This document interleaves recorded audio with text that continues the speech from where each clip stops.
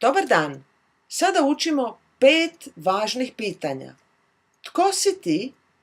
Što si ti po zanimanju? Kako si ti? Odakle si ti? I gdje si ti? Tko si ti? Ja sam Anica.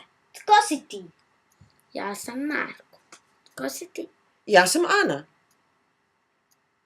Što si ti po zanimanju? Ja sam doktorica po zanimanju. A što si ti po zanimanju? Ja sam kirurg po zanimanju. Što si ti po zanimanju? Ja sam profesorica po zanimanju. Kako si ti? Ja sam odlična. Kako si ti? Ja sam savršena.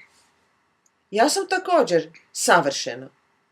Odakle si ti? Ja sam iz Šibenika. Odakle si ti? Ja sam iz Makarske. Odakle si ti? Ja sam iz Zagreba. Gdje si ti? Ja sam u Šibeniku. Gdje si ti? Ja sam u spavačoj sobi. U kojem gradu si ti? Gdje si ti? Ja sam u Makarskoj. Da, a ja sam u Zagrebu. Što smo naučili? Gdje si ti, što si ti, što si po zanimanju, Kako si ti, I odakle si ti?